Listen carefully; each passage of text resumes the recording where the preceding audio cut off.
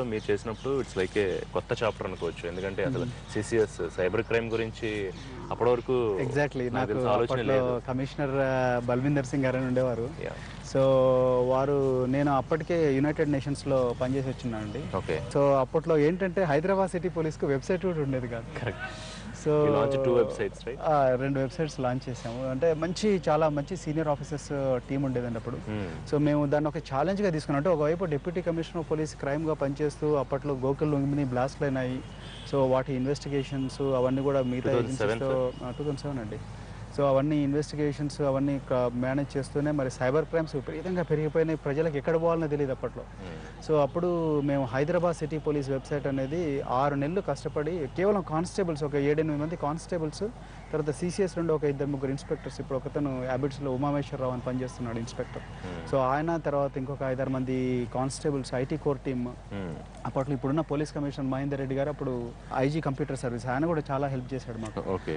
వాళ్ళందరి సహకారంతో మేము ఏం చేసామంటే హైదరాబాద్లో ప్రతి గల్లీకి కూడా మా కానిస్టేబుల్ పోయి డేటా తీసుకొచ్చే విధంగా బ్లూ కోల్డ్స్ వాళ్ళందరితో కలిపి డేటా తీసుకొచ్చి, అంటే తలాబ్కట్టలో ఎక్కడెక్కడ మాస్కులు ఉన్నాయి, తలాబ్కట్టలో ఎక్కడెక్కడ టెంపుల్స్ ఉన్నాయి, తలాబ్కట్టలో ఎక్కడెక్కడ గరంపట్టి చాప్స్ ఉన్నాయి, సో అమీర్పేటలో మీకు ఎక్కడ గురుద్వారా ఉంది అనేది, అంటే మీకు ఏది కావాలంటే అదండి. మీకు కూరగాయలు కూడా ఎక్కడ దొరుకుతాయి. ఓకే.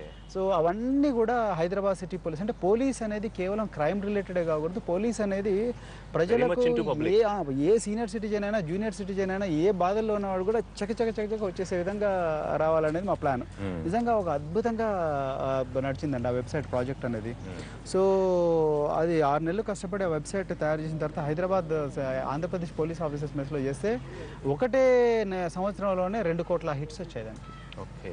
2 కోట్ల హిట్స్ వచ్చాయి. అంటే దాంట్లో మేము పెట్టిన ఇన్ఫర్మేషన్ ఎలాంటిదంటే, ఇంకొకటి నాకు అడ్వాంటేజ్ ఏంటంటే క్రైమ్ బ్రాంచ్లు ఉండడం వల్ల నా దగ్గరికి చాలామంది విక్టిమ్స్ వచ్చేవాళ్ళు, చాలామంది క్రిమినల్స్ వచ్చేవాళ్ళు.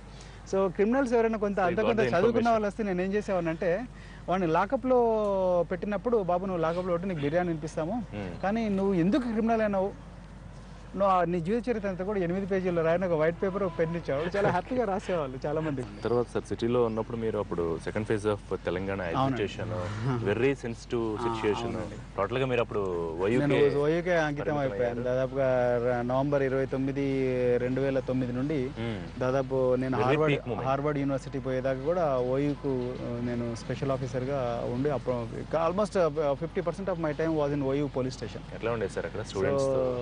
చాలా నిజంగా చాలా ఎక్సైటింగ్ గా ఉండేది. సో పొద్దుంతా రాలేసుకునే వాళ్ళం, సాయంత్రం కాగానే ఆర్ట్స్ కాలేజ్ ఎదురుగా బస్ స్టాప్ లో మళ్ళీ సార్ మీరు ఐపీఎస్ ఎట్లా అయిందని పిల్లలందరూ అడగడం, మీరు ఎలా ప్రిపేర్ అయ్యారని చెప్పి అడగడం. తర్వాత మళ్ళీ ఈవినింగ్ అయిన వెంటనే అందరూ వాళ్ళ హాస్టల్స్ లో లంచ్ చేసుకొని కొన్నిసారి జై తెలంగాణ అనే స్లోగన్స్ ఇచ్చుకున్న తర్వాత ఇంకా సాయంత్రం 4-5 టీ కొట్ల దగ్గరికి, అంటే మన పాన్ షాప్ల దగ్గరికి, టీ షాప్ల దగ్గరికి వెళ్ళేవాళ్ళు పిల్లలు. అప్పుడు మేము కూడా టీ తాగుదామని మేము కూడా వెళ్ళేవాళ్ళం. సో వెళ్ళినప్పుడు మళ్ళీ మామూలుగా సార్ పొద్దుంతా మర్చిపోండి సార్, సాయంత్రం మేము సివిల్ సర్వీస్కి ఎట్లా ప్రిపేర్ కావాలి, ఎస్ఐ ఎట్లా కావాలి, తర్వాత ఆర్డీఓకి ఎట్లా కావాలి అని ఇవన్నీ క్వశ్చన్లు అడగాలి. It was really very useful experience. నిజంగా నా జీవితంలో ఈ నెగోషియేషన్, అంటే నెగోషియేషన్ చేస్తూ పోలీసింగ్ చేయడం అనేది ఫస్ట్ నుంచి అలవాటు అయిపోయింది. అది చాలా బాగా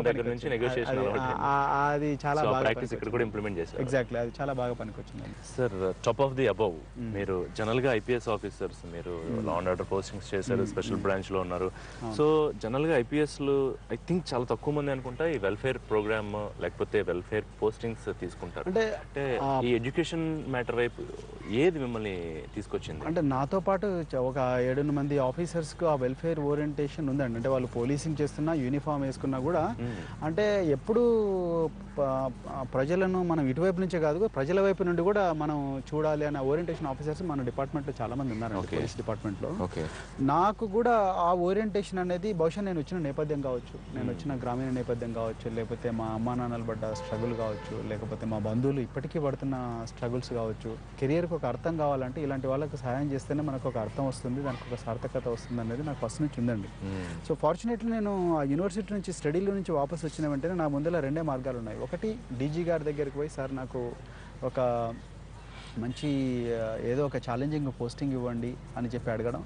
రెండోది అదే డీజీ గారిని సార్ నేను వెల్ఫేర్లో పనిచేస్తాను, నేను ఏ హాస్టల్లో నుంచి అయితే చదువుకొని పైకి వచ్చానో ఆ హాస్టల్ కోసం సాయం చేసే అవకాశం నాకు కల్పించండి, అంటే నన్ను స్పేర్ చేయండి అని చెప్పి అడగడం. నా 2 మార్గాలు ఉన్నాయి. సో నేను అప్పటికే ఒక బలమైన నిర్ణయానికి వచ్చాను కాబట్టి నేను రెండవ మార్గాన్ని ఎంచుకొని నేను ముఖ్యమంత్రి గారి దగ్గరికి వెళ్ళానండి. ఓకే. వెళ్ళి నా అంతకు నేనే వెళ్ళాను. వెళ్ళి సార్ నేను ఇట్లా నేను 17 ఇయర్స్ యాక్టివ్గా పోలీసింగ్లో పనిచేశాను, రకరకాల డిపార్ట్మెంట్స్లో పనిచేశాను, నేను మళ్ళీ పోలీసింగ్లో పనిచేస్తాను, కానీ నేను ఒక 2-3 సంవత్సరాలు నేను సోషల్ వెల్ఫేర్ డిపార్ట్మెంట్లో హాస్టల్లో ఉండి చదువుకున్నాను సార్.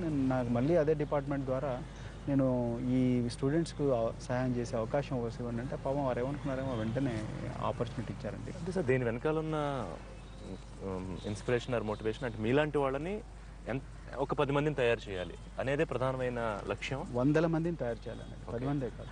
ఈ పిల్లల్లో విపరీతమైన పొటెన్షియల్ ఉందండి, కానీ బయటికి తీసుకొచ్చే ఏజెన్సీస్ను, బయటికి తీసుకొచ్చే వ్యక్తులను, అంటే ఆ ఇన్స్పిరేషన్, ఆ రోల్ మోడల్స్ను మనం వాళ్ళకి ముందర పెట్టాలండి. ఆ రోల్ మోడల్ అప్రోచ్ అనేది చాలా బాగా పనిచేస్తుంది. మాకు చిన్నప్పుడు, ఫర్ ఎగ్జాంపుల్ చిన్నప్పుడు మేము చూసిన వాళ్ళందరూ కూడా డ్రైవర్లు. సో చిన్నప్పుడు మాకు అనిపిస్తే బతికితే డ్రైవర్ లాగా బతకాలనిపించేది. అంటే మనకు డ్రైవర్ తప్పు పని అని అనడం లేదు, అంటే మా పొటెన్షియల్ ఈరోజు మేము ఐపీఎస్ ఆఫీసర్ ఎంతవరకు చూడగలుగుతున్నాం. ఎగ్జాక్ట్లీ. సో అంటే మన చుట్టుపక్కల ఉండే వ్యక్తులే మనని ఎప్పుడు ప్రభావితం చేస్తుంటారు, కానీ మన చుట్టుపక్కల ఉండే వాళ్ళు బెస్ట్ వ్యక్తులు, అంటే మంచి ఉద్యోగాలు చేస్తున్న వాళ్ళు, లేకపోతే చాలా శ్రమపడి పై స్థాయికి వచ్చిన వాళ్ళు మన ముందర కనిపించారనుకోండి, మనకు కూడా అలా శ్రమ పడాలని అనిపిస్తుంది. సో ఈ రోల్ మోడల్స్ను ఈ లక్షలాది మంది విద్యార్థుల ముందర పెట్టాలనేదే నాకు అన్నిటికన్నా ముందర ఉండే ఛాలెంజ్ అండి. ఆ ఛాలెంజ్ను తీసుకొని నేను వచ్చాను.